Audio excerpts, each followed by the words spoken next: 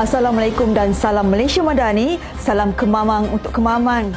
Hari ini 24 November 2023 kembali membicarakan 5 berita pilihan dalam Berita 5 at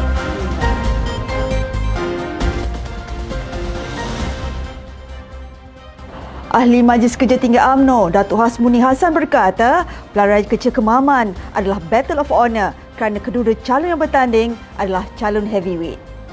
Jelasnya, pengundi mesti mengambil kira rekod pentadbiran cemerlang Kerajaan Perpaduan sebelum membuat keputusan di peti undi bagi memilih wakil rakyat yang bakal membela dan memberi khidmat terbaik kepada mereka. Sementara itu, Ketua Pergerakan Pemuda UMNO Negeri Terengganu, Tengku Hafiz Tengku Putra berkata, pelarian kecil Kemaman yang bakal berlangsung merupakan masa terbaik untuk memberikan peluang kepada UMNO dan Barisan Nasional agar tiada perselisihan faham berlaku di antara kerajaan pusat dan negeri ekoran terbatalnya kemenangan PAS disebabkan berlakunya pelanggaran peraturan pelarian lepas. Beliau berkata pelarian kali ini walaupun dalam tempoh yang singkat, sebenarnya ia adalah titik permulaan kepada perubahan di peringkat Pantai Timur dalam suasana pengundi anak muda yang berjumlah hampir 77,000 pengundi untuk melakukan sebarang perubahan. Timbalan Perdana Menteri Datuk Seri Dr. Ahmad Zahid Hamidi menyeru seluruh rakyat Malaysia, terutamanya di kawasan yang terdedah banjir, agar sentiasa bersedia dan bersiap siaga dalam menghadapi sebarang kemungkinan. Beliau yang juga pengurusi jawatan kuasa pengurusan bencana pusat itu turut memaklumkan bahawa segala persediaan dan perancangan awal telah dilakukan sebaiknya bagi memastikan ancaman banjir terkawal. Menurut beliau, segala perancangan prosedur operasi standard SOP penyelamat telah dikoordinasikan dengan sebaiknya dan semua agensi kerajaan telah dimobilisasikan secara berkesan dalam pelaksanaan segala langkah keselamatan. Beliau yang juga pengurusi Barisan Nasional telah mengarahkan seluruh jentera di peringkat bahagian maupun di setiap pusat daerah mengundi agar sama-sama berganding bahu sekiranya berlaku sebarang bencana. Sebuah akhbar melaporkan situasi banjir di Terengganu yang masuk ke hari keempat bertambah baik dengan mangsa terjejas menurun kepada 3,581 orang daripada 957 keluarga semalam, manakala Kuala Nurus kekal daerah paling teruk terjejas dengan 1,598 mangsa daripada 430 keluarga. Pengarah Komunikasi Strategik Barisan Nasional, Datuk Seri Ahmad Sabri Cik membidas beberapa pemimpin PAS berhubung soal menang dan kalah dalam pilihan raya ini. Ujarnya, semua pihak tidak sepatutnya mendahului urusan Tuhan serta jangan bersikap angkuh dan mendabik dada dengan kemenangan yang diperolehi. Beliau berkata demikian ketika mengulas sikap seorang pimpinan tertinggi PAS yang mengatakan pada pilihan raya kecil Kemaman ini, jika mereka meletakkan botol mineral, kemenangan pasti di pihak mereka. Sementara itu, calon Barisan Nasional Jeneral Besara Tan Sri Raja Muhammad Effendi Raja Muhammad Noor berkata, setiap undi daripada pelbagai kelompok umur dan masyarakat adalah penting bagi Barisan Nasional memenangi pilihan raya kecil Kemaman kali ini.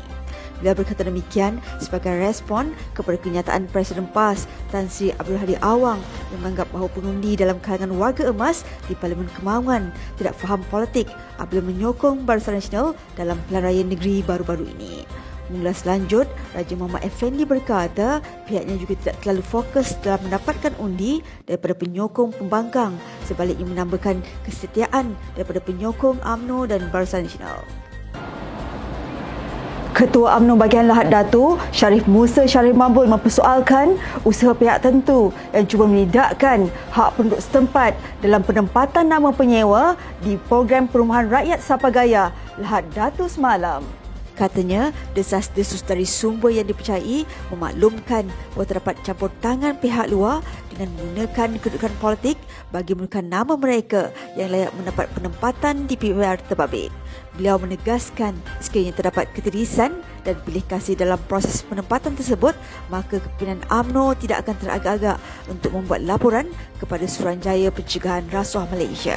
Beliau difahamkan bahawa nama yang sudah dimuktamadkan adalah nama kroni politik pemimpin tertentu yang telah menyebabkan kerisauan di kalangan penyewa yang sudah bersedia untuk menduduki rumah PPR berkenaan.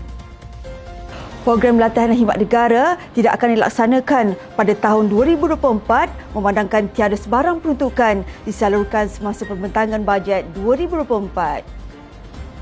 Menteri Pertahanan Datuk Seri Mohamad Ahsan berkata PLKN masih berada di peringkat kajian meskipun telah diluluskan oleh mesyuarat Jemaah Menteri. Menurutnya, setakat ini terdapat 13 kem wataniah di seluruh negara. Justru sekiranya kem-kem wataniah mahu digunakan sebagai tempat latihan PLKN, maka usaha menaik taraf perlu dilakukan secara one-off. Pada Oktober lalu, media melaporkan kerajaan akan melaksanakan semula program latihan khidmat negara yang akan melalui modul berbeza berbanding sebelum ini. Menteri Pertahanan Datuk Seri Mohamad Ahsan berkata program berkenaan akan dijalankan di 13 kem Regimen Askar Wataniah serta pusat latihan polis Pulapol di seluruh negara bagi menjimatkan kos perbelanjaan kerajaan berbanding sebelum ini yang menelan belanja lebih RM8 bilion. Sekian sahaja daripada saya, Adib Ahmad. Jangan lupa temu janji kita Isnin hingga Ahad jam 5 petang. 5 berita pilihan, hanya di Berita 5 at 5. Assalamualaikum dan salam Malaysia Madani. Salam Kemamang untuk Kemaman.